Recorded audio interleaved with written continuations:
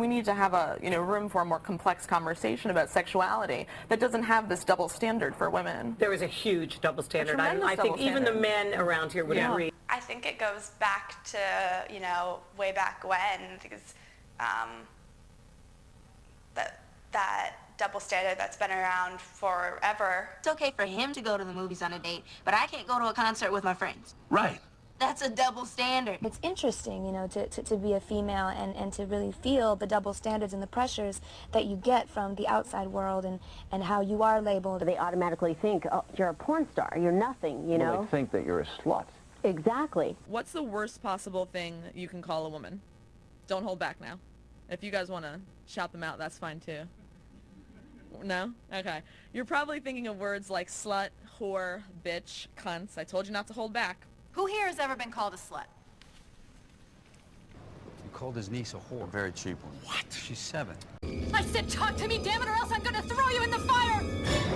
You stupid bitch! You filthy slut! It helps to keep men and women in these kind of separate, distinct categories. I honestly think it's wrong. I think that's something that needs to change in our society. For males, for the male sex, I feel like it's more, they're animals, they have these urges, it is what it is, they just need to run with it and do what they need to do to make themselves happy. For 2 million years we were hunters and gatherers. If you stayed alive as a hunter past 30, they wanted your genes out. Nature wanted your genes out as much as possible. I think that as a gender, we're supposed to rise above the kind of shenanigans that's okay for the guys. Women are made to know, but men, it's shot scatter. That's who boys are. Promiscuity is only a term that I have seen directed at women. I've never seen it directed at men. It doesn't have to be anything excessive. It could just be, a rumor or two that gets out, true or not, and that makes you a slut.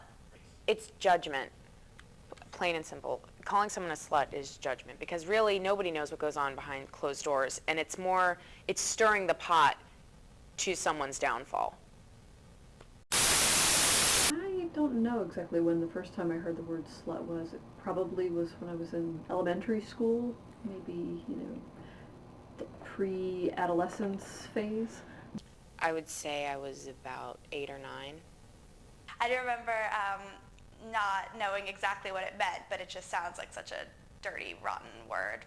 I thought slut meant selfish. There was a sort of category of words. Gay was one of them, and slut was another one that people used very freely to disparage somebody or something, but I didn't quite know exactly what they meant and how they were linked to sexual behavior in any particular way. Took a while to figure that out. A lot of the images that I had seen either on TV or in films that I wasn't supposed to be watching, it got across to me what a slut really meant. For way too long have women been suppressed. I think every man that I know is so outgoing with their sexuality. They can do whatever they want. They can brag about all the women that they've had. And nobody thinks twice about it. But when a woman is sexually forward and comfortable about herself, then people look twice at me saying, oh, that's bad, you should be ashamed. And I don't believe in it. And really, anyone can be a slut depending on whose standards you're talking about. If, oh, you French kissed him, you're a slut. You had oral sex, you're a slut. Or even how early you start with any of these things.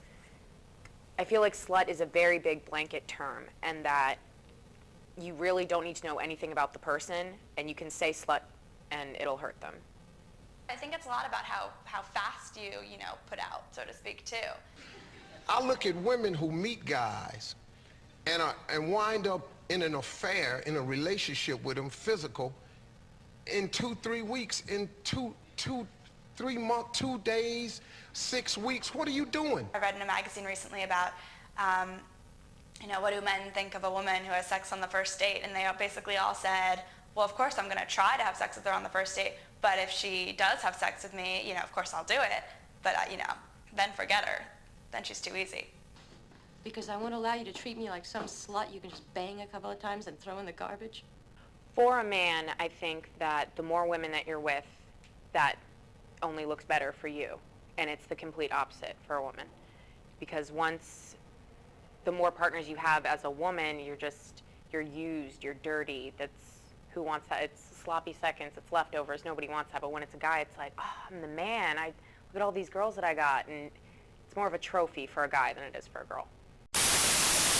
Well, I think the big difference between men and women losing their virginity is that women, it's your first time needs to be special, that you want to make sure it's the right person. You don't want to just lose it. You want to make sure that it's, you know, it's the right time, that you've waited, that you're ready to do it. With guys, it's really the sooner the better. I lost my virginity when I was 16, so there's my inspiration to you. All right. And I would have tried sooner, but I just couldn't find any girls that liked me. If I lost my virginity at this time, oh, awesome, I already have that dealt with, and now I can bust on all my friends and make them feel insecure because they haven't lost their virginity. It's just a big race with men, I think, but it's stress to women at a young age. I mean, even from sex ed in, you know, elementary school, middle school, high school, whatever, it's always kind of stressed upon that, you know, the woman needs to wait and make sure she's ready, she's comfortable, because sex is a lot of emotions, and, you know, you don't want to get tangled up in the wrong thing. And so I definitely think it's different for men and women.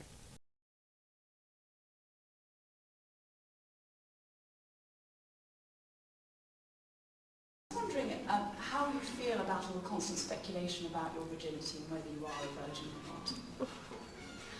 I really wish I would have never said anything to begin with, because I'm kind of stuck in this little place where people are always asking me. But, you know, that's just something that's part of growing up, and that's just something that we all have to deal with, so.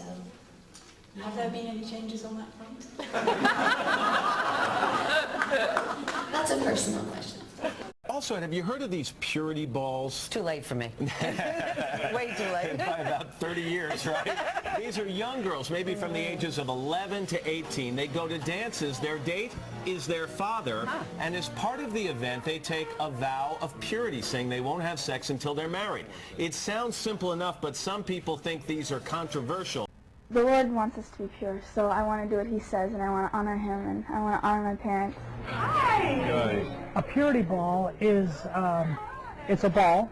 The girls dress up in pretty dresses. The dads take their daughters to this event, and it is designed to bring fathers and daughters together and to make a commitment to each other for purity. It's important to have that father figure, especially for a female. I think females were created to feel accepted by men. I think it's strange and wrong, honestly, for a man to take ownership of his daughter's sexuality like that. It's a little bit awkward for me.